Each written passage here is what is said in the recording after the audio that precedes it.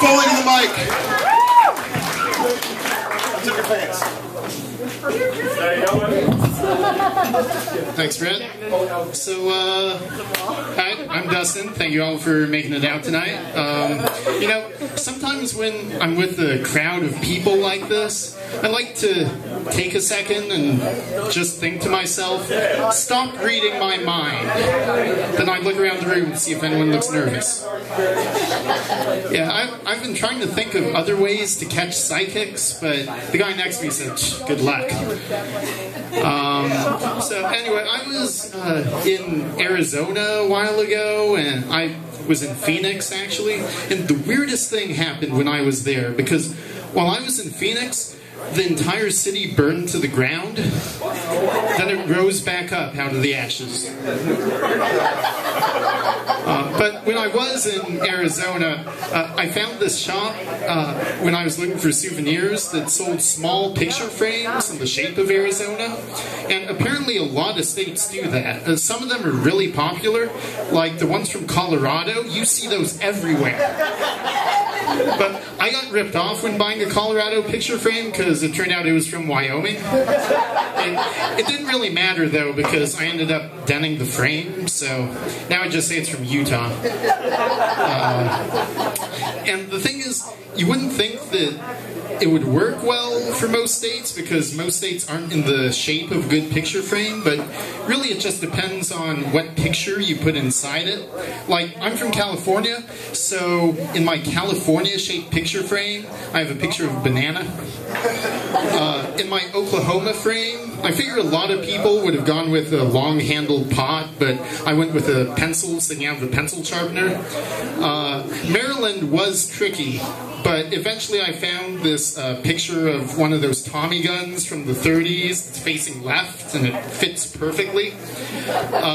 With New Hampshire, I tried to mix it up a little bit, and I put in a picture of Vermont upside down.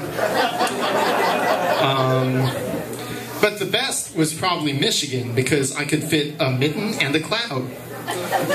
Michigan really has a great deal, 2-for-1 on picture frames. It's almost as good as the Hawaii family pack. By the way, I have 50 of these jokes, so strap in.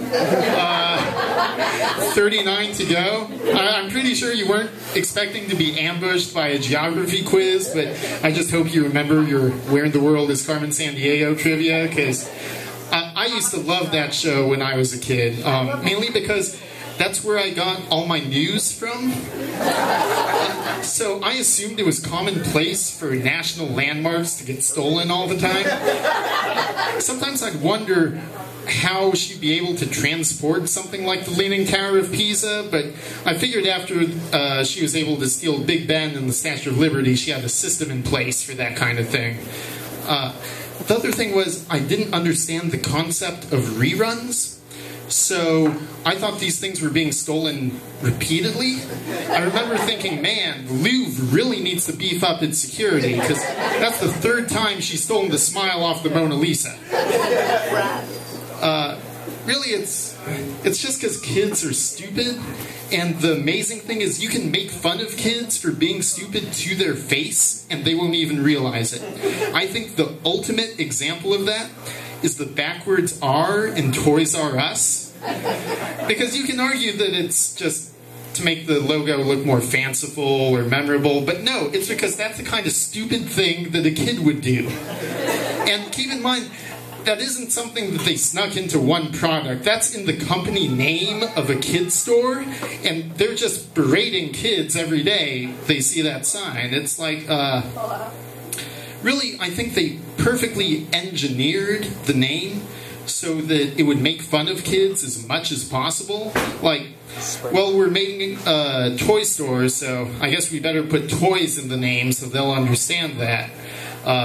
We should also point out to them explicitly that we're the ones with the toys, or the little idiots will just be confused. Though, instead of saying we have toys, let's say we are, or toys are us, because kids don't understand grammar.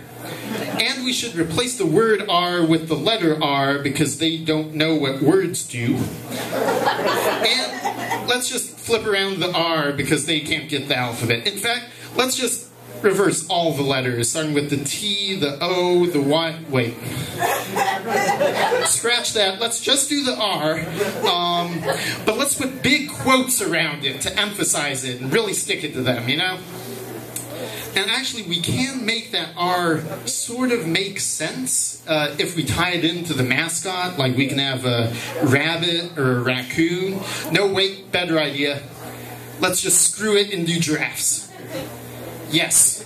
Meeting adjourned, let's get more drunk. And actually, speaking of toys and games, I gotta say, I really don't like playing Monopoly because I can never win, you know? I don't mean the game itself, I mean the beauty contest on the community chest card. Always second place. But what I don't understand is who's getting first place anyway. I wasn't expecting much competition from a top hat, a thimble, and a boot. I guess it is a good-looking boot, though. I actually keep a picture of it back home in a Louisiana-shaped frame. Yeah, I wasn't done. We still have the whole Southeast untouched. Like, Florida is just begging for a boomerang to get stuck in there, and Mississippi and Alabama can have, like, 2 of those Easter Island statues facing opposite directions. I can do this literally all night, but I think I will spare you. So yeah, I hate to be the one to do this, but I'm going to just declare a moratorium on jokes about the outlines of states, and I hope that won't affect any other comedian's set tonight. Anyway, I heard a real random thing the other day. It turns out that all the Canadian provinces have their own picture frames. So if you'll bear with me for the next 10 minutes, well, 13 minutes if we include the territories, that's... Alright, right, one last thing, you know, I think that people who perform acupuncture must really hate dolls, which is why they practice reverse voodoo. Alright, I'm going to leave you with that. Thank you all very much.